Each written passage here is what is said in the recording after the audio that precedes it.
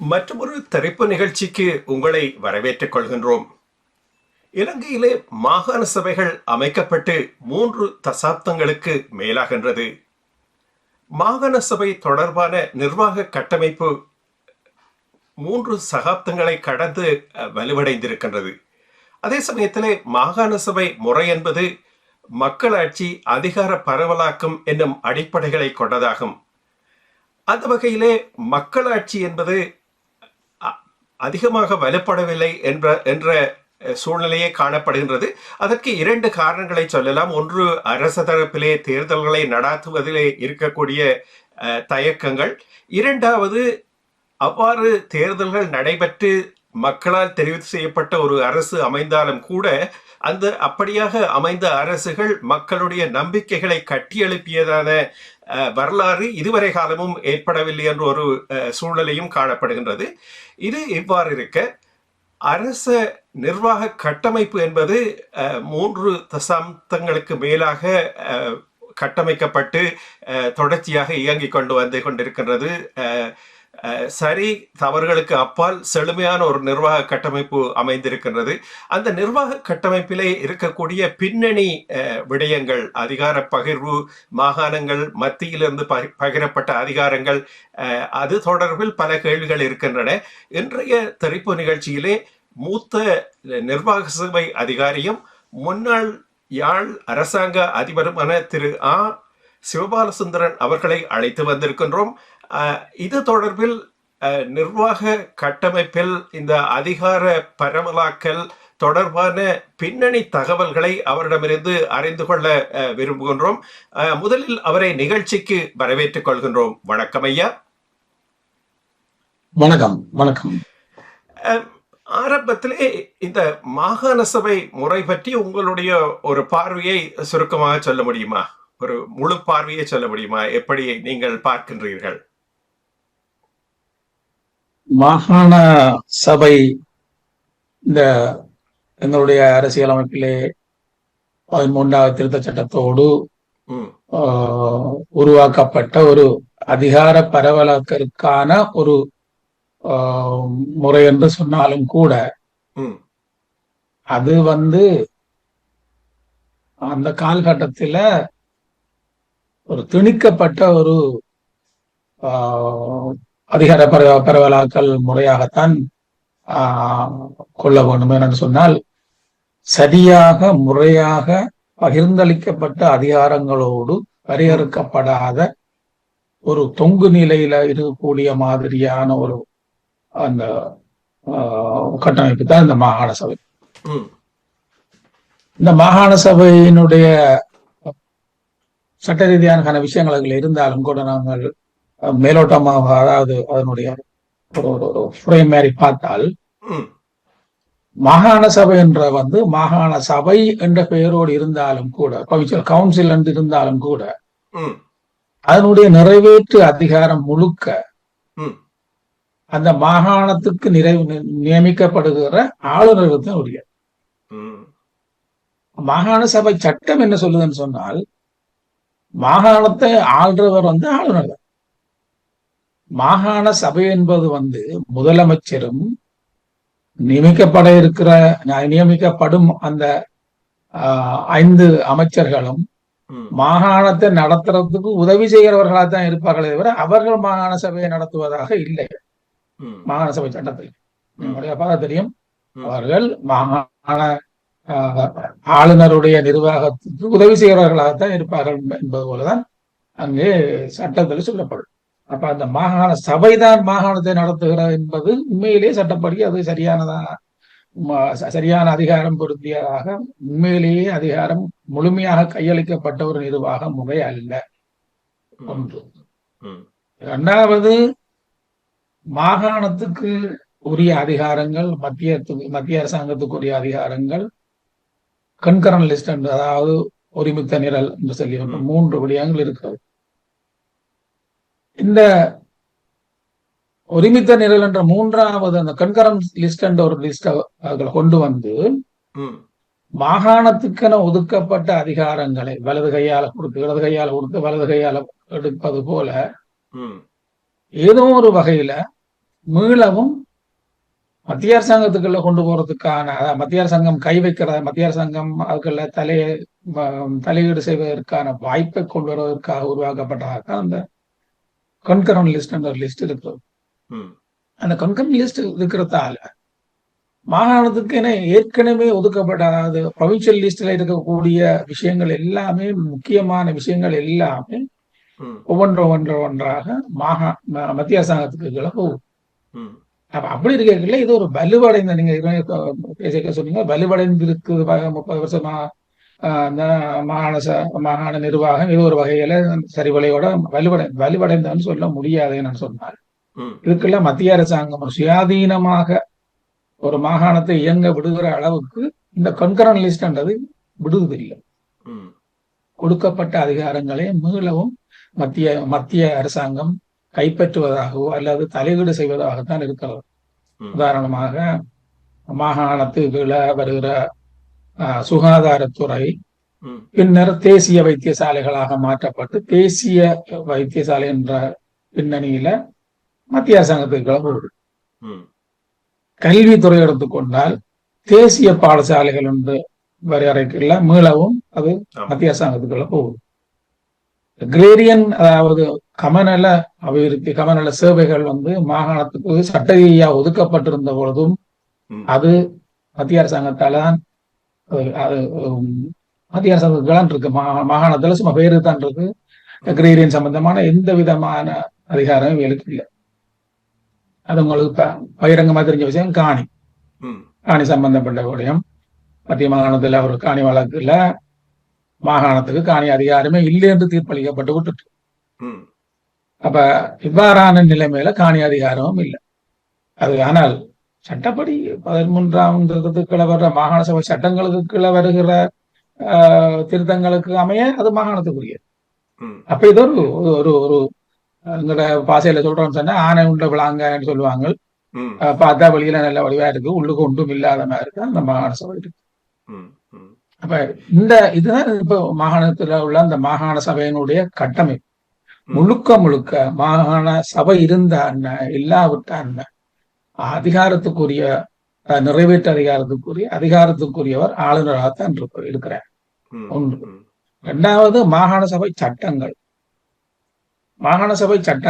மாகாணத்துக்குள்ள வலுவுள்ளவையாக இருக்கின்றன. ஆனால் எந்த மாகாணங்கள்ல சட்டங்கள் இயற்றப்படாமல் இருக்குமாக இருந்தால் மத்திய அரசாங்கத்தின் சட்டத்துக்கெல்லாம் இயங்கும். 30 வருஷம் சொல்றாங்க. 30 வருஷத்துக்கு நாங்க எத்தனை சட்டத்தை இயற்றிக்கிறோம்? வடக்கு மாகாணத்துக்கு வடகிழக்காக இருந்து இந்த வடக்கு மாகாணமாக இருக்கிற நாங்க ஒரு சட்டமும் இயற்றல. எங்கள்ட்ட மாகாண சபைங்களுக்கு தரப்பட்டது கடைசி நேரத்துல ஒரு சட்டம் பெருசாக இயற்றல. ஒரு சட்டம் இயற்றலைன்னா முக்கியமான சட்டங்கள் இயற்றல.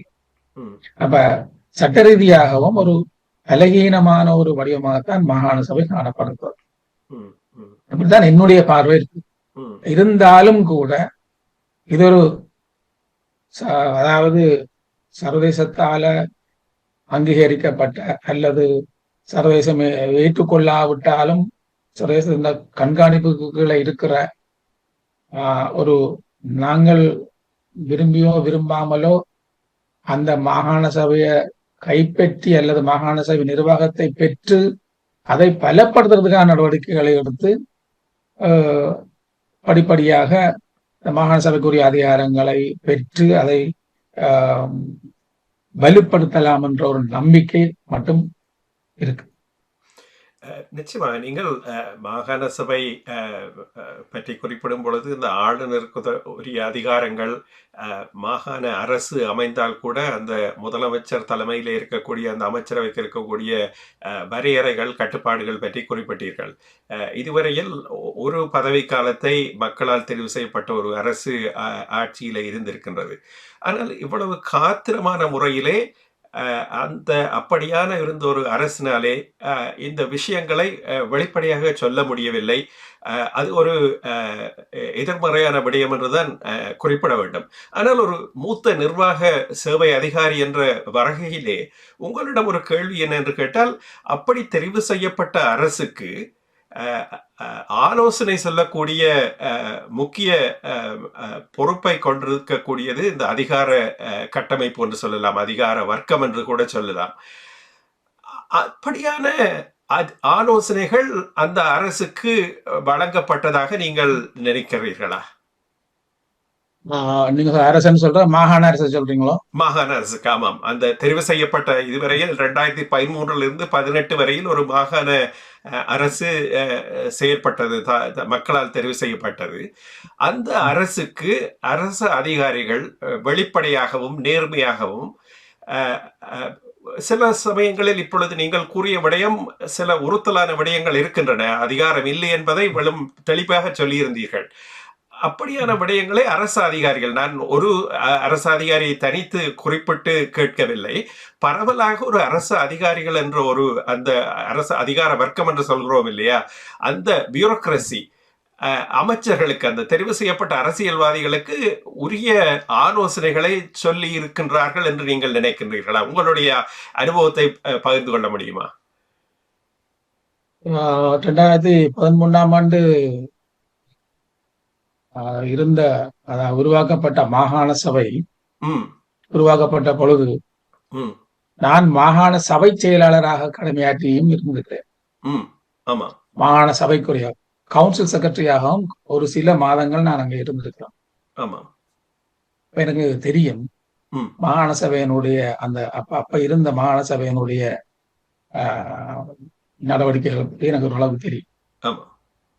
முதலாவது விஷயம், இதுல தனிப்பட்ட முறையில ஆக்களை நான் குறை சொல்றதுக்காக சொல்ல இல்லை, சில எங்களுடைய பலகீனங்களை நான் வெளிப்படுத்தி காட்டுறேன். முதலாவது விஷயம், எங்களுடைய மாகாண சபைக்கு முதலமைச்சராக நியமிக்கப்பட்டவர் சட்டத்துறையில உயர் நீதிமன்ற நீதிபதியாக இருந்தார். அவருக்கு யாரும் சட்டம் படிப்பிக்க வேணுமென்றோ, மாகாண சபை சட்டத்துல நீங்க இப்படி செய்தான் எல்லாம் அப்படி செய்ய கூடாது என்று சொல்லி ஆலோசனை சொல்ல வேண்டிய ஒரு தேவை அவருக்கு இருக்கு மட்டும் நான் நினைக்கிறேன். இரண்டாவதாக, அந்த காலத்துல எதிர்கட்சி தலைவராக இருந்த தவராஜா என்ற ஒரு நபர் இருந்தார். அவரும் சட்டத்துறை சம்பந்தப்பட்ட விஷயத்துல கொஞ்சம் நிபுணராக இருந்தவர். அவர் பல தடவை ஒரு எதிர்கட்சியில இருந்து கொண்டே பல தடவை கேட்டிருக்கிறார். நான் அந்த சபையில செயலாளராக குந்தி கொண்டு கேட்டுக்கொண்டிருக்கிறேன், நான் எதிர்கட்சியில இருக்கிறேன், நீங்க வாங்கடாப்பா, நீங்கள் சட்டங்களை இயற்றாம சபையை கொண்டு நடத்த இயலாது, ஒரு திணைக்களத்தை நடத்த இயலாது, ஒரு அமைச்சர் நடத்த இயலாது, சட்டங்களை நீங்க, நான் உங்களுக்கு உதவி செய்யறேன், நான் எதிர்கட்சியில இருந்தாலும் நான் உங்களுக்கு உதவி செய்யறேன் வாங்கன்றதில் பகிரங்கமாக பல தடவை மாகாண சபை கூட்டங்கள்ல கேட்டு ஹேண்ட்ஸாட்களை பார்த்த தெரியும், மாகாண சபை பதிவேடுகளை பார்த்த தெரியும். அப்படி இருக்கக்கூடியதாக அப்ப இருந்த முதலமைச்சரோ ஏனைய அமைச்சர்களோ அதற்கான ஒரு கமிட்டி, அந்த சப் கமிட்டிஸ் நிறைய இருக்கு, கவுன்சில்ல சப் கமிட்டிஸ் நிறைய இருக்கு. ஸ்டாட்யூட்டரி ஃபார்மேஷனுக்கான ஒரு சப் கமிட்டி உருவாக்க இல்லை. உருவாக்கி இருந்தால் நிச்சயமாக அதுக்குள்ள அதிகாரிகள் வந்திருப்பார்கள், சட்ட வல்லுநர்கள் இருந்திருப்பார்கள், அவர்கள் மூலமாக சட்ட வரைவுகளை போட்டு செய்திருக்கலாம். 5 வருஷம் அது செய்யல. அது எங்களோட, அதாவது மாகாண சபையை நடத்தின, மாகாண சபையை கைப்பற்றி பெரும்பான்மை பலத்தோட இருந்த ஆட்சியாளர் செய்த முதலாவது மாகாண அரசு என்று சொல்றதே பிள்ளை. மாகாண அரசாங்கம் சொன்னா அதுக்குரிய அம்சங்கள் எதுவுமே மாகாண சபையில இல்ல. மாகாண சபை, நான் ஏற்கனவே சொன்னது ஒற்றையோரு வசனத்துல சொல்றேன், மாகாண சபை இல்ல மாகாண அமைச்சுக்கள், மாகாண அமைச்சரவை என்பது ஆளுநருக்கு மாகாண நிர்வாகத்தை உதவி செய்யறதுக்கான ஒரு அமைப்பு என்பது சட்டம் இருக்கு. அப்ப முதல்ல எங்கட கையில மாகாண சபைய ஒரு பலம் வாய்ந்த ஒரு சட்டத்தை உருவாக்குற ஸ்டாட்யூட் உருவாக்குற அளவுக்கு, அதாவது மாகாண சபை சட்டத்தை உருவாக்குற ஒரு சபையாக இருக்கிற அதே வேளையில அந்த உருவாக்கப்படுகிற மாகாண சபை சட்டத்தை கூட அங்கீகரிக்கிற, அனுமதிக்கிற நிறைவேற்று அதிகாரம் ஆளுநருக்கு தான் இருக்கு. அப்ப எல்லா வகையிலும் நாங்கள் ஆளுநரோடு, மற்றது அமைச்சர்களை நியமிப்பது, ஏனைய நியமனங்களை செய்வது சம்பந்தமாக முதலமைச்சரின் ஆலோசனை பெறப்பட வேண்டும் என்று இருக்கே தவிர அவருடைய அனுமதி பெறப்பட வேண்டும் என்றோ, மாகாண சபையினுடைய அனுமதி பெறப்பட வேண்டும் என்றோ இல்லை. நியமிக்கிறார் ஆளுநர். இந்த நிலையில இந்த சட்ட வல்லுநர்களை கொண்டிருந்த, அது மட்டுமல்ல, மாகாண சபைக்குள்ளேயே மாகாண சபை உறுப்பினர்களாக கிட்டத்தட்ட 5 சட்டத்திறனிகள் இருந்திருக்கிறார்கள். 5 சட்டத்திறனிகள் இருந்திருக்கிறார்கள். அட்டர்னிஸ் இருந்திருக்கிறார்கள். அதுக்கு இல்ல. அப்படி இருக்க மாகாண சபைக்கு அதிகாரிகள் தான் ஆலோசனை சொல்ல வேண்டும் என்று கடமை இருக்குது. ஆனால் அந்த மாகாண சபை அதிகாரிகள் ஆலோசனை சொல்லாததாலதான் மாகாண சபை சட்டம் உருவாக்கப்படவில்லை, அதுல ஒரு குறைபாடு இருந்திருக்கு என்று சொல்றதை என்னால இந்த அளவுக்கு ஏற்றுக்கொள்ள முடியும்னு தெரியல. அப்படி இருந்த பொழுதும் கூட சந்தர்ப்பத்துக்கு ஏற்ப மாகாண சபை செயலராக இருந்த வகையில அதிகாரிகள் இதுக்கு எங்கள்ட்ட சட்டம் இல்லை, இது சட்டம் இயற்றணும் சொல்லித்தான் இருக்கிறார்கள். ஆனா அது முறையாக அங்க கவனத்தில் கொள்ளப்படவில்லை. மாகாண சபை சரியாக எங்களுடைய நிர்வாகத்தை செய்யவில்லை என்ற குற்றச்சாட்டு, அது மறக்க முடியாத குற்றச்சாட்டு. நான் இன்னும் ஒரு விஷயத்தை சொல்றேன். டைம் என்ன தெரியல, நான்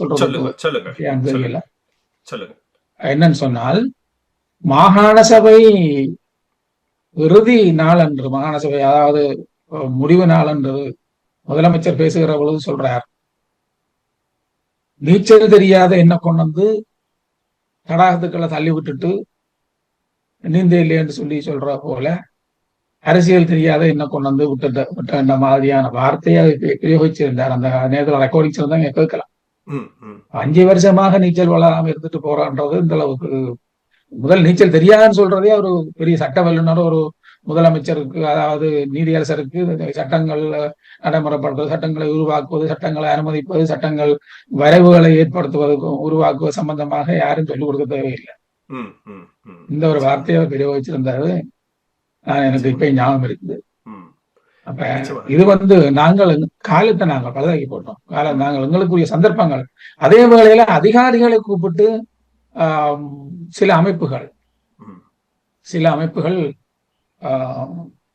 செயலாளர்கள், மாகாண சபை உறுப்பினர்கள் இவர்களை வைத்து எத்தனையோ கருத்தரங்களை வைத்திருந்தார். மாகாண சபை சட்டங்கள் மூலம்தான் மாகாண சபையுடைய அதிகாரத்தை நாங்கள் கைப்பற்றலாம். மாகாணத்துக்குரிய மாகாணம் சட்டமியற்றும் வல்லமை கொண்டது மாகாண சபை. ஆனபடினால சட்டங்களை இயற்றித்தான் நாங்கள் மாகாணத்துக்குரிய அதிகாரங்களை கைப்பற்றிக் கொள்ளலாம். ஆனபடினால் சட்டங்களை இயற்றுங்கள் என்று சொல்லி அது சம்பந்தமான விளக்கங்களுக்கு பல செமினார்ஸ், பல கருத்தரங்களும் வைத்தார். ஆனால் நாங்கள் எந்த விதமான சட்ட வலுவற்ற நூற்றுக்கணக்கான பிரேரணைகளை நிறைவேற்றுவதிலேயே காலத்தை மாகாண சபையை பயன்படுத்தி அநியாயமா போயிடுச்சு. நீங்கள் குறிப்பிட்ட கருத்துக்கள் பரவலாக பொது வழியிலே கூட அறியப்படுகிற கூடிய கருத்துக்கள், அதாவது அன்றைய ஆட்சியிலே இருந்த கட்சி, அதனுடைய தலைமை பொறுப்பில் இருந்தவர்கள், அதாவது பொதுவாக அரசியல்வாதிகள் அந்த ஆடியன்ஸுக்காக பேசுவார்கள் என்று சொல்லுவார்கள். அந்த வகையிலே அவர்கள் அரசியல் முன்னகர்வுகளுக்காக இந்த மாகாண சபையை பயன்படுத்தி கொண்டார்கள் என்பது மறுப்பதற்கில்லை. நீங்கள் சொல்லிய பல விடயங்களையும் நான் ஏற்றுக்கொள்கின்றேன். என்னுடைய கேள்வியிலே அது பிழையான தொனியை கொடுத்ததோ தெரியவில்லை, அதிகாரிகள் ஆலோசனை கொடுக்கவில்லை என்ற தொனி என்பதிலும் பார்க்க நான் அதை மீண்டும் ஒரு தடவை உங்களிடம் கேட்க விரும்புகிறேன். என்னென்று சொன்னால், அரசியல்வாதிகள் எப்பொழுதும் ஒரு அதிகாரம், ஒரு மாகாண, எந்த அரசிலுமே அரசியல்வாதிகள் வருவார்கள், அவர்களுடைய காலத்திற்கு அப்புறம் அவர்கள் வெளியே போக வேண்டும். ஆனால் அதிகாரிகள் என்பது இந்த ஒரு அரசாங்கத்தின் ஒரு முக்கியமான தூண் என்று சொல்லலாம். அதிகார வர்க்கம் அந்த அரசாங்கத்தை வழிநடத்தவும் இடித்திரைக்கவும், முன்னைய காலத்திலே அரசர்களுடைய காலத்திலே சொல்லுவார்கள் இல்லையா, இந்த அமைச்சர்கள் மன்னருக்கு இடித்துரைத்து என்று. அந்த தொனியிலே அப்படியான ஒரு லொபி குரூப், இப்ப அதிகாரிகள், இப்ப இந்தியாவிலே எடுத்துக்கொண்டீர்களானால் இந்த IAS என்று சொல்லக்கூடிய அதிகார வர்க்கத்திலே அவர்கள் அரசுகள் சில குளறுபடியான அல்ல தவறான பாதையிலே போகும் பொழுது அந்த அதிகாரிகள் ஒரு பெரிய குழுவாக இணைந்து அரசுக்கு முட்டுக்கட்டை போடக்கூடிய, அரசை நெறிப்படுத்தக்கூடிய ஒரு வளர்ச்சி அங்கு அதிகார வர்க்கத்திலே இருக்கிறது என்று சொல்லப்படுகின்றது. அப்படியான சூழல் இலங்கையிலே, நீங்கள் வடக்கு மாகாணத்திலே தமிழ் பேசும் பகுதிகளிலே வளர்ச்சி அடைந்திருக்கிறது என்று கருதுகிறீர்கள் அதிகார வர்க்கத்திலே? இல்ல நீங்க கேட்கிற நல்ல கேள்வி. எங்களுடைய அது என்ன தெரியல, எங்களுடைய நிர்வாக சேவையை சேர்ந்த உத்தியோகத்தர்கள் தங்கள் அந்த ஓய்வு பெற்ற நிலையில அப்படி சொல்றது எனக்கு விருப்பமில்லை என்றாலும் கூட சொல்லித்தான் ஆக வேண்டும். நீங்க சொல்ற மாதிரியான அவ்வாறான இடித்துரைக்கிற ஒரு ஒரு பிரஷர் குரூப்பாக, ஒரு பிரஷர் டீமாக இருக்கிற அளவுக்கு வலிமை பெற்று இருக்க இல்லை கிடையாது. அது உண்மை. வந்து ரெண்டு மூணு காரணம் இருக்கு. என்னன்னு சொன்னால், மாகாண சபைக்கு நியமிக்கப்படுகிற பொழுது உத்தியோகத்தர்கள், பொதுவாக நிர்வாக சபை உத்தியோகத்தர்களை நியமிக்கிற பொழுது அவர்களுடைய அனுபவம், ஆற்றல், கல்வி புலம் இவற்றின் பின்னணிகளை பற்றி அக்கறை கொள்வதில்லை. அது மத்திய அரசாங்கத்திலும் தான் நிலைமை, மாகாணத்திலும் இதான் நிலைமை. அங்கே அரசியல் தான் முன்னுக்கு நிற்கும். அங்கே செல்வாக்கு செலுத்துற யார் கூடுதலாக செல்வாக்கு செலுத்துறாரோ அவர் தான் அந்த கதிரையை பிடிக்கிறதுக்கு கொஞ்சம் அதிகாரிகள் இடையேயும் கதிரை போட்டிக்கு ஓடி தெரிஞ்ச கட்டம் இருக்கிறது. அவர்கள் மாகாண நிர்வாகத்தை ரெகுலேட் பண்ற அளவுக்கு வல்லமை உள்ளவர்களாக இருந்திருப்பார்களா என்பது நீங்க சொல்ற மாதிரியான ஒரு பிரச்சனை இருக்குதான். அதாவது இந்த இடித்துரைக்கிற நல்ல வார்த்தை சொன்னீங்க, இடித்துரைக்கிற அளவான வல்லமை இருக்கவில்லை. இருந்தாலும் அந்த காலத்துல எனக்கு தெரியும், ஓரளவுக்கு இது சம்பந்தமா அக்கறை உள்ள ஒரு சில எண்ணிக்கையான சீனியர் ஆபீசர்ஸ் இருந்தார்கள். அவர்கள் தனிப்பட்ட முறையிலையும் சில முக்கியமான சந்தர்ப்பங்கள்லையும் நாங்கள் இதை செய்ய முடியாமல் இருக்கிறதுக்கு, வருமானத்தை தேடுவதற்கோ அல்லது சுகாதாரம் சம்பந்தப்பட்ட விஷயங்களுக்கோ லோக்கல் கவர்மெண்ட் சம்பந்தப்பட்ட விஷயங்களுக்கு எங்களோட சட்டங்களை நாங்கள் இயற்றணும்னு சொல்லி இருக்கிறார்கள். அவ்வளவுதான். நீங்க சொல்ற மாதிரியான ஒரு ஒரு நல்ல பிரஷரை கொடுக்கக்கூடிய மாதிரியான அவர்களை தூண்டுற அளவுக்கான ஒரு நிலைமை இருக்கவில்லை. இப்பவும் இருக்கோ தெரியாது. ஏனென்றால்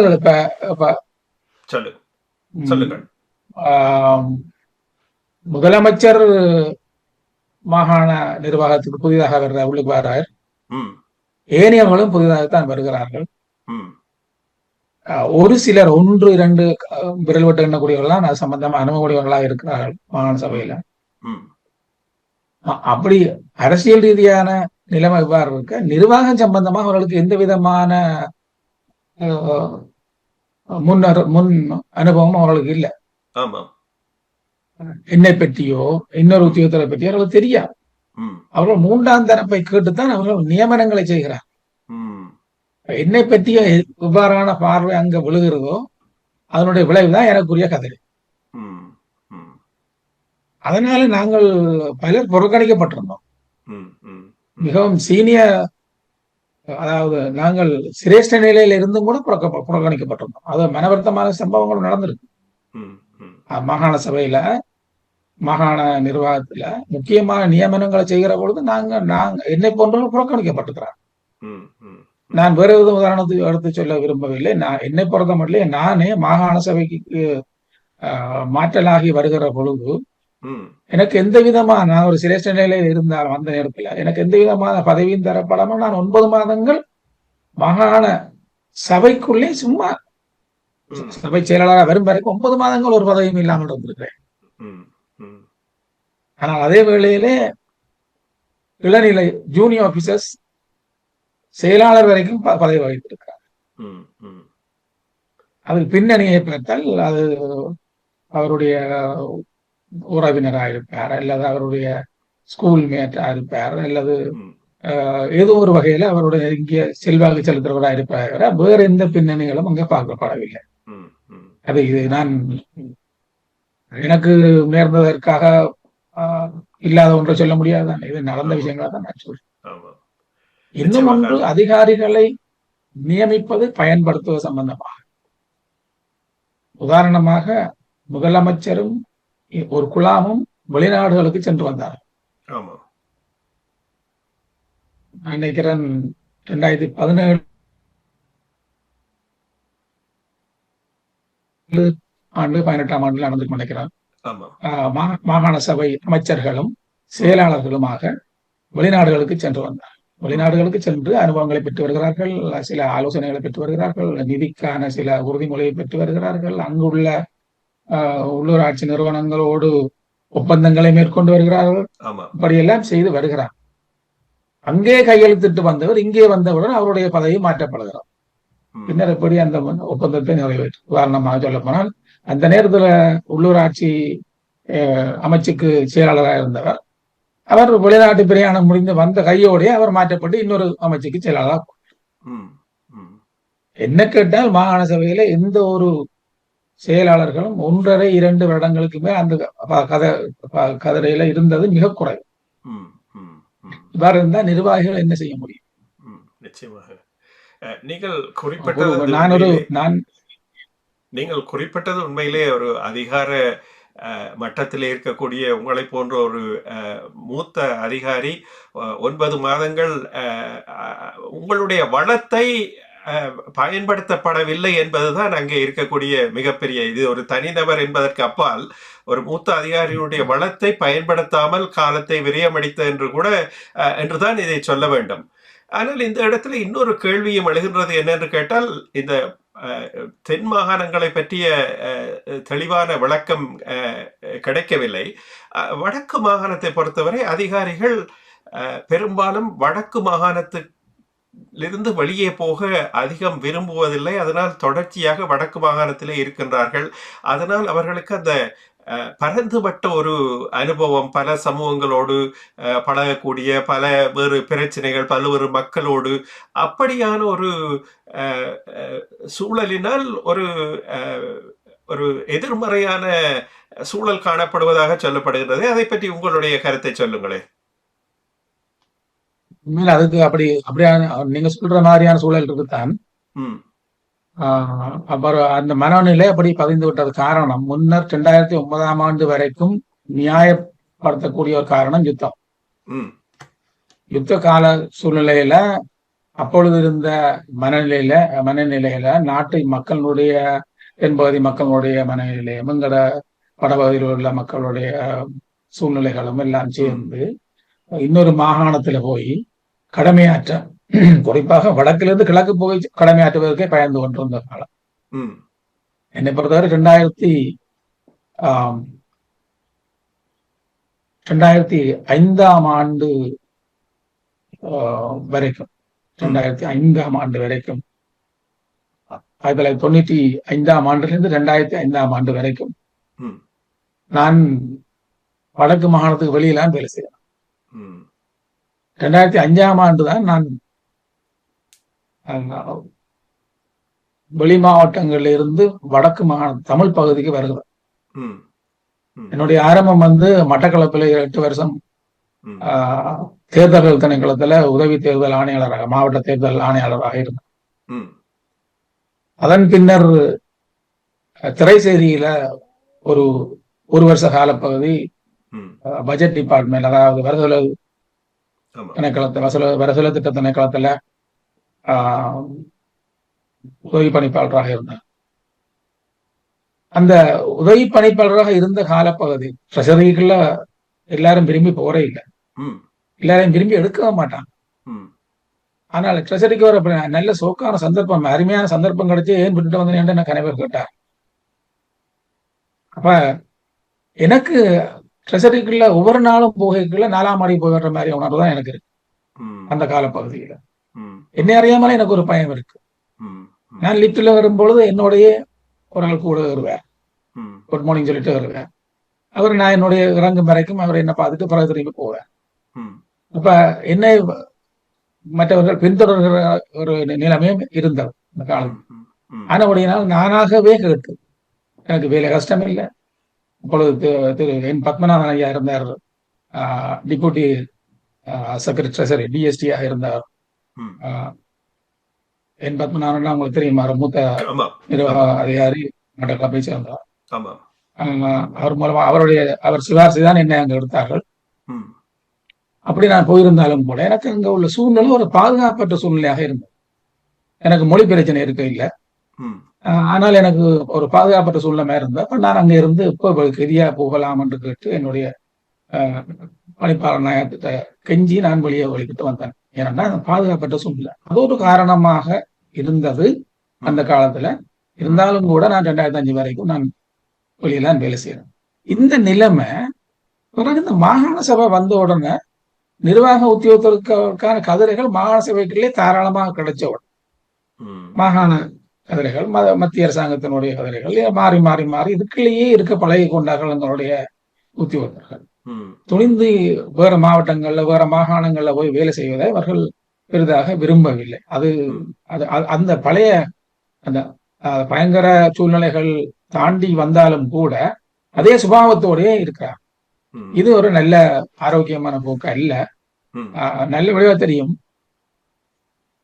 இந்த வடக்கு மாகாணத்தை கடந்து ஏனைய மாவட்டங்கள்ல போய் வேலை செய்தவர்கள், குறிப்பாக தென்பகுதியில போய் வேலை செய்தவர்கள், கொழும்புல அமைச்சுக்களில் வேலை செய்தவர்கள், அவர்களுடைய ஆற்றல், அவர்களுடைய திறமை, அவர்களுடைய ஸ்கோப் எல்லாம் வித்தியாசமா இருக்கும். ஒப்பிட்டு பாக்குற பொழுது.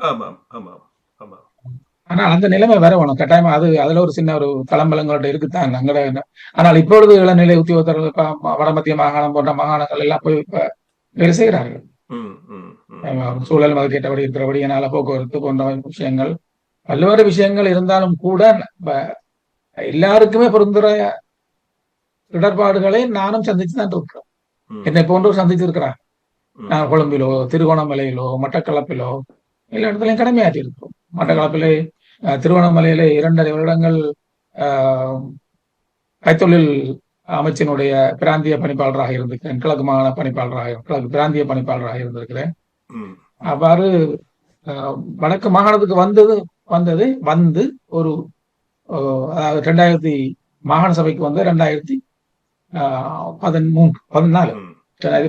ஆண்டு மாகாண சபைக்குள்ள வர்றேன். நீங்கள் குறிப்பிட்டது போல இந்த மாற்றங்கள் ஆரம்பித்திருக்கலாம். அண்மையிலே கூட வடமத்திய மாகாணத்துக்கு பிரதம செயலாளராக ஒரு தமிழ் பெண் நியமிக்கப்பட்டதாக அறிந்திருக்கின்றேன். அப்படி என்றுதான் நினைக்கின்றேன். ஆக அந்த மாற்றங்கள் ஓ, நல்லது நல்லது. நீங்கள் முதலிலே குறிப்பிட்ட ஒரு கேள்வியை மீண்டும் தொட்டு பார்த்து உங்களிடம் ஒரு தெளிவு பெற விரும்புகின்றேன். இந்த பாடசாலைகள், நீங்கள் சுகாதார அமைச்சு வைத்தியசாலைகள் தேசிய வைத்தியசாலைகள் ஆக்கப்படுவது பற்றி சொன்னீர்கள். பாடசாலைகள் தேசிய பாடசாலைகள் ஆக்கப்படுவது பற்றி குறிப்பிட்டீர்கள். அவையெல்லாம் நாங்கள் தொடர்ச்சியாக கவனித்துக் கொண்டுதான் வருகின்றோம். ஆனால் இந்த தேசிய பாடசாலைகள் விடயத்திலே ஒரு தொகுதியிலே ஒரு மாவட்டத்திலே இருக்கக்கூடிய பாடசாலையை தேசிய பாடசாலை ஆக்குவதற்கான முயற்சிகளிலே உள்ளூர் பாராளுமன்ற உறுப்பினர்கள், அதாவது தமிழ் அரசியல்வாதிகளும் மிக மும்முரமாக செயற்படுகின்றார்கள். ஆக அவர்கள் இந்த நுணுக்கத்தை புரிந்து கொள்ளவில்லையா, அல்ல புரிந்து கொண்டுதான் செய்கின்றார்கள் என்று நினைக்கின்றீர்களா? உங்களுடைய பார்வையை சொல்லுங்களேன். இல்லாவது எங்களுடைய அரசியல்வாதிகளை பொறுத்தவரையில தமிழ் தேசியம்,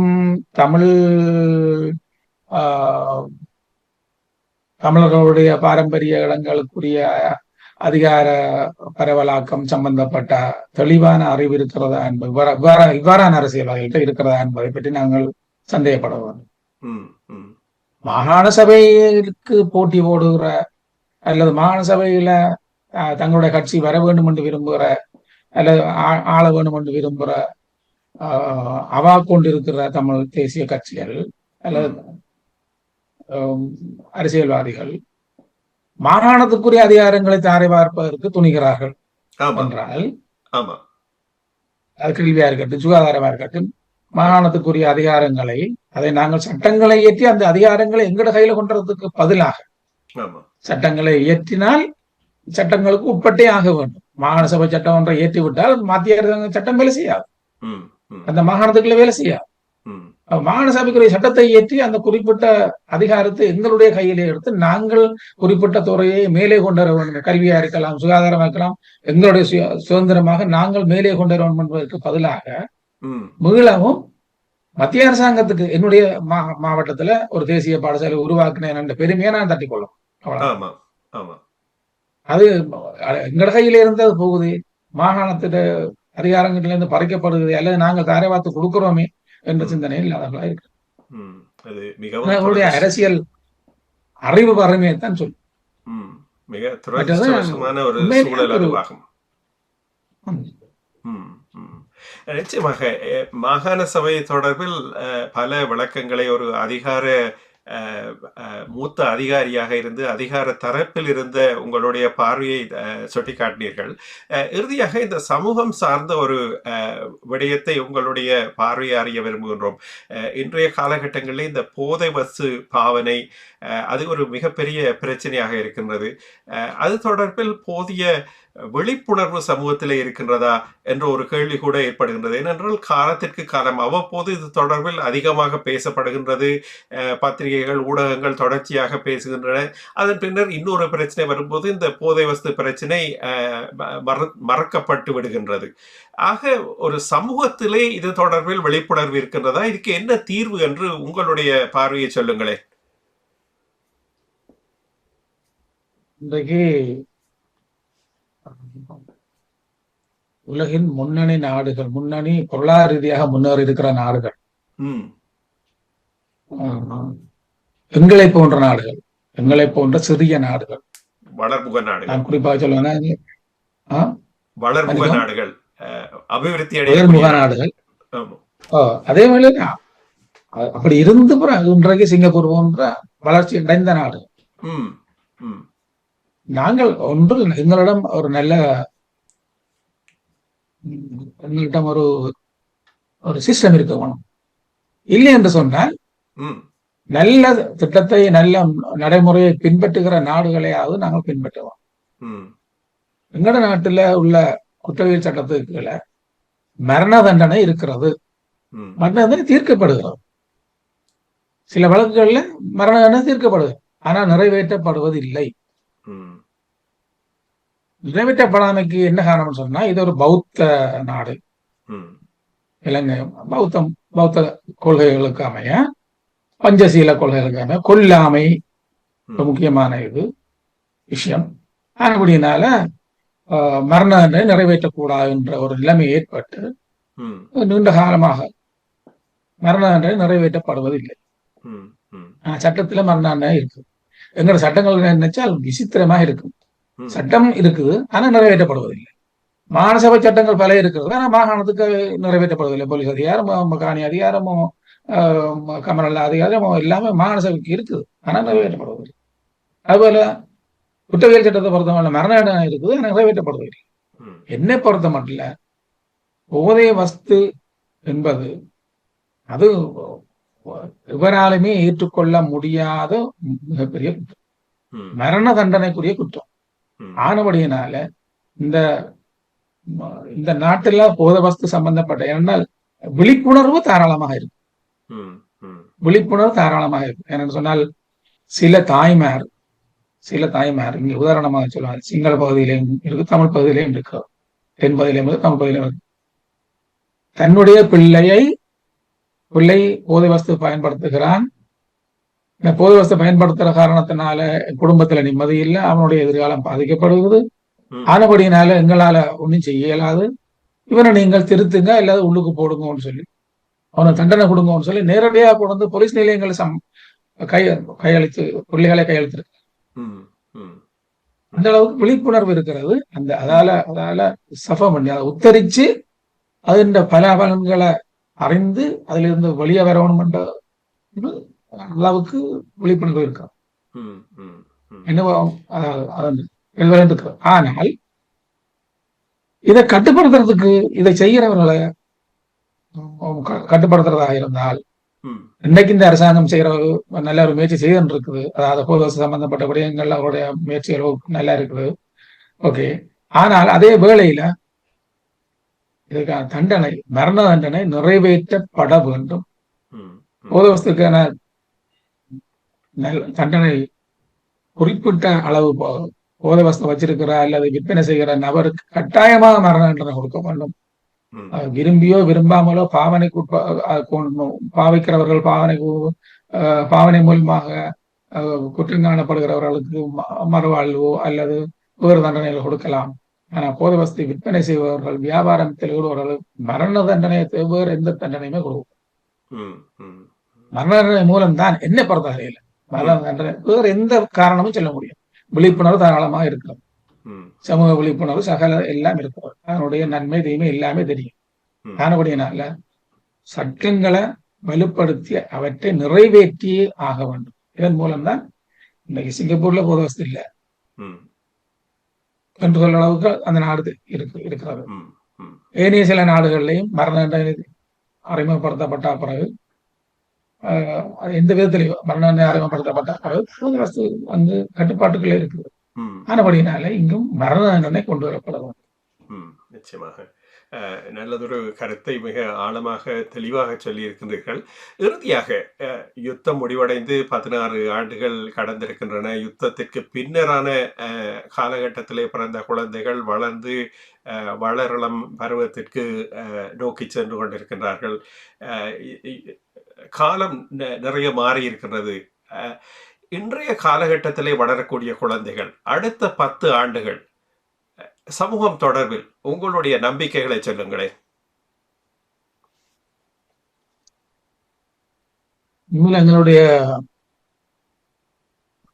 எங்களுடைய தற்போதைய எதிர்கால சமுதாயம் பொதுவாக உள்ள ஒரு பிரச்சனை வந்து இன்றைக்கு எல்லா நாடுகளிலும் உள்ளது போல அவர்களை சமூக வலைத்தளங்கள் ஆக்கிரமித்துக் கொண்டிருக்கிறது. அவர்கள் அதிலிருந்து எப்படி வெளியே வரப்போகிறார்கள் தெரியல. அதுல உள்ள சாதக பாதங்கள் இருக்கிற நன்மை தீமை இருக்கிறாங்க. இரண்டாவது சொல்றதா முதலாவது சொல்றது எனக்கு தெரியல. எங்களுடைய அதாவது இந்திய செல்வாக்கு எல்லாவிதத்து மொழி, கலாச்சாரம், பண்பாடு, உணவு பழக்க வழக்கம் எல்லாவற்றிலுமே இந்திய செல்வாக்கு வந்துவிட்டு எழுச்சி வளம் எல்லாவற்றிலுமே இந்திய செல்வாக்கு வந்துவிட்டு. இந்த இந்திய செல்வாக்கு என்பது இந்தியாவில் எவ்வளவோ நல்ல விஷயங்கள் இருக்கு, இல்லைன்னு சொல்ல முடியல. ஆனால் நாங்கள் எல்லாம் நல்ல விஷயங்களையும் எடுக்கிறோமா கண்டால் இது ரெண்டும் என்னுடைய பார்வையில் இது ரெண்டும் சேர்ந்து உதாரணமாக நாங்கள் அறிவு நூல்கள் அந்த நல்ல விஷயங்கள் எல்லாவற்றையும் அங்க அந்த நாட்டிலே இருக்கிற இலக்கியத்தை பார்த்து தான் படித்தோம். அதைத்தான் நாங்க பின்பற்றினோம். ஆனா இப்ப அந்த காலத்துல வந்த சினிமா வர இந்த காலத்துல வந்த சினிமா வர ட்ரெண்ட்னு சொல்றாங்க. அதான் இப்ப உள்ள ட்ரெண்ட், இப்ப உள்ள மாற்றம், இப்ப உள்ள போக்கு என்று சொல்றாரு. ஆனால் அதுல இருந்து நாங்கள் எங்களோட பிள்ளைகளை எப்படி கொண்டு போறோம் தெரியல. மூன்றாவது மிக முக்கியமான விடயம் எங்களோட புலம்பெயர்ந்த மக்களுடைய நிலத்துக்கும் புலத்துக்குமான தொடர்பு.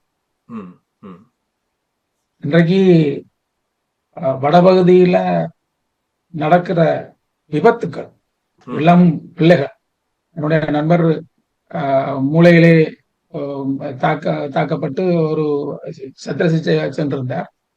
அவர் மீண்டு வந்த பொழுது சொன்னார், எனக்கு பார்க்க கவலையா இருக்கு, அந்த ஓட்டுல 18, 19, 20, 21 வயசு பிள்ளைகள் ஆக்சிடென்ட் விபத்தினால் காயமடைந்து தலையில காயமடைந்து வந்திருக்கிறார். மிக மோசமாக பாதிக்கப்பட்டு சத்திர சிகிச்சையை காத்துக் கொண்டிருக்கிறார். காரணம் என்னன்னா மோட்டார் பைக். இன்றைக்கு ஒரு அதிவேக மோட்டார் பைக் விலை 15 லட்சத்திலிருந்து ஆரம்பிக்கும். இலங்கையில இருக்கிற சாதாரண நடுத்தர ஒரு குடும்பத்துக்கு 15 லட்சம் ரூபாய் உழைச்சி தன் பிள்ளைக்கு மோட்டார் பைக் வாங்கி கொடுக்கறதுக்கு இயலாது, முடியாது. அந்த காசு எங்க இருந்துருதுன்னு சொன்னா புலம்பெயர் சமூகத்திலே தான் வருது. புலம்பெயர் சமூகத்தின் பணத்தால நாங்கள் நல்லா இருக்கிறோம். நாங்கள் இந்தளவாவது மிதந்திருக்கிறோம். இந்த இவ்வளவு பெரிய யுத்தத்தையும் கடந்து எங்களுடைய வடபகுதியில வந்து பார்த்தா யுத்தம் நடந்த இடமா என்று மற்றவர்கள் கேட்கிற அளவுக்கு இன்றைக்கு மாறி இருக்கிறவங்க, அது காரணம் புலம்பெயர்ந்த மக்கள். ஆனா நீங்க சொன்ன இந்த இப்ப இருக்கிற இளம் சமுதாயம் மீண்டு வருமா என்ற கேள்வியை, ஒரு கவலைக்குரிய கேள்வியை எழுப்புறதுக்கு காரணமாகவும் அந்த புலம்பெயர் உதவி இருக்கிறது. நம்ம சிந்திக்க வேண்டியவர்களாக புலம்பெயர்ந்தவர்களும் இருக்கிறார்கள் இந்த விஷயத்துல. ஆனால் இன்றைக்கு இருக்கிற இளம் சமுதாயத்தில் ஒரு செக்ஷன், ஒரு சாரார் இருக்கிறார். அவர்கள் எல்லா துறையிலையும் மேல் அனுக்கிறார். கல்வியா இருக்கட்டும், விளையாட்டா இருக்கட்டும், தொழில்நுட்பமா இருக்கட்டும், எல்லாவற்றிலையுமே மேல நிற்கிறார். அதை நாங்கள் அதிகரிக்க செய்ய வேணும்னு சொன்னோம்.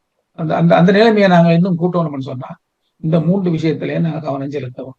முதலாவது சமூக வலைத்தளங்களோட ஆக்கிரமிப்பு, 2வது இந்த இந்திய செல்வாக்கு, 3வது இந்த புலம்பெயர் சமூகத்தினுடைய பங்களிப்பு. ஏன்னு சொன்னால் இங்க இங்க இருக்கிற தந்த உறவினருக்கு தான் உதவி செய்யறோம் என்ற பெருமையோட அவர் செய்கிறார். அந்த உதவியை எப்படி நாங்க பயன்படுத்துறோம், அதனுடைய அதனுடைய அதனுடைய அதாவது அவனுடைய விளைவு என்ன, பயன் விளைவு என்ன, அவனுடைய அவுட்கம் என்ன, அவுட்புட்டே சரி உடனடியாகவே தெரியுது. அவன் மோட்டார் பைக் பண்ணா 6 மாதத்துல அவன் ஹாஸ்பிட்டல், அவன் வீட்டுல நிக்கிறான் இல்ல, பண்ண கட்டுப்படுறான் இல்ல, சமுதாயத்துல அவனுக்கும் சமூகத்துக்கு தொடர்பே இல்லை. அவன் சமுதாயத்துல இப்ப இன்றைக்கும் அனைவா பார்த்திருப்பீங்க, சில தமிழ் கோயில்கள்ல சாமி தூக்குறதுக்கு இளைஞர்கள் இல்லை. வாகனங்கள்னு சொன்னா இப்ப டீசல் வாகனத்துல சாமி தூக்கி கொண்டு தூக்கிறாங்க. அவன் சமூகத்தில இருந்து அவன் விலக்கப்படுறான். என்ன சொன்னால் அப்ப காரணம் என்னன்னு சொன்னால் அவனுக்கு சமூகத்துடையான உறவு, இணைப்பு, அவனுக்குரிய ரெஸ்பான்சிபிலிட்டிஸ் என்று ஒன்று இல்லை. காரணம் என்னன்னா டிபெண்டன்சி. இந்த டிபெண்டன்சி என்ற ஒரு சொல்லு மிக முக்கியம். என்ன பொறுத்தம் இல்லை, முந்தைய ஒரு டிபெண்டன்சி இருந்தது அப்படின்னு சொன்னா நான் பக்கத்து வீட்டுக்காரனே தங்கியிருப்பேன். எப்படி என்ன, நான் ஒரு இங்கிலீஷ் பேப்பர் எடுப்பேன், அப்புறம் தமிழ் பேப்பர் எடுப்பேன், அவர்கிட்ட தமிழ் பேப்பர்ல நான் தங்கி இருப்பேன், என்னுடைய இங்கிலீஷ் பேப்பர்ல அவர் தங்கி இருப்பேன். நாங்க அந்த அந்த விஷயத்துக்காகவாவது நாங்கள் பக்கத்து வீட்டுக்காரோட நான் கதைச்சு கொள்வோம், அவளோட நான் தொடர்பு வச்சு கொள்வேன். இப்ப அப்படி இல்லை, என்கிட்ட எல்லாமே இருக்கு, எல்லாமே போன்லயே இருக்கு, எனக்கு டிபெண்ட் பண்ண வேண்டிய அவசியம் இல்லை. நான் உங்களை பத்தி அந்த அந்த டிபெண்டன்சி கட்டாயம் தேவை. அது இல்லாம போறதும் ஒரு காரணம். நிச்சயமாக நீங்கள் உங்களுடைய ஆதங்கங்களை நீங்கள் குறிப்பிட்ட 3 ஆதங்கங்களுமே ஏற்றுக்கொள்ளக்கூடியது. அதிலே இந்த சோசியல் மீடியா என்று சொல்லக்கூடிய முதலாவது காரணம் அது பரவலாக உலகெங்கிலுமே இருக்கக்கூடிய பிரச்சனை. ஆனால் 2வது 3வது அதிலும் குறிப்பாக 3வது பிரச்சனை உண்மையிலேயே நீங்கள் கூறிய கருத்துக்கள் புரிந்து கொள்ளக்கூடியதாக இருக்கின்றது. அது சமூகத்திலே புலம்பெயர்ந்த மக்களுடைய நேசக்கரம் என்பது சமூகத்திலே ஆரோக்கியமான மாற்றங்களை ஏற்படுத்த வேண்டும். அப்படி ஏற்படுத்துகின்றதா என்ற கேள்வியை நாம் கேட்டுக்கொள்வது. ஏனென்றால் நாம் எல்லோரும் ஒரே மண்ணில் இருந்து வந்தவர்கள். அதனால் நம்முடைய இந்த வேறுபாடுகளை கடந்து இந்த கேள்விகளை கேட்டு ஆரோக்கியமான சமுதாயத்தை எழுப்புவதற்கு உங்களை போன்ற பெரியவர்கள் சுட்டிக்காட்டுகின்ற விடயங்களை கட்டாயம் சிந்தனையில் எடுத்துக்கொள்ள வேண்டும். இறுதியாக நீங்கள் குறிப்பிட்டது கூட மிக காத்திரமான ஒரு கருத்து. ஒரு மனிதன், நீங்கள் சாதாரண பேச்சு வழக்கிலே சொல்லுவார்கள், பிறக்கும் பொழுதும் உங்களுக்கு மற்றவருடைய துணை வேண்டும், நீங்கள் கடைசியாக உங்களுடைய இறுதி யாத்திரையின் போதும் உங்களுக்கு 4 பேருடைய துணை வேண்டும் என்று. ஆக இந்த வாழ்க்கை முழுவதும் ஒருவருடன் ஒருவர் உறவாட வேண்டும். அப்படியான ஒரு வாழ்க்கை தமிழ் மண்ணிலே இருந்தது, என்று இல்லாமல் ஆகிக்கொண்டிருக்கின்றது என்றதன் ஆதங்கத்தை நீங்கள் மிக அழகாக சொன்னீர்கள். உங்களுடைய கருத்துக்களை எங்களோடு பகிர்ந்து கொண்டமைக்கு மனமார்ந்த நன்றிகளை தெரிவித்துக் கொண்டு, நல்லதொரு மாற்றம் சமூகத்தில் ஏற்பட வேண்டும் என்ற அவாவை வெளிப்படுத்தி இந்த செவ்வியை நிறைவு செய்து கொள்கின்றோம். வணக்கம். நன்றி. வணக்கம்.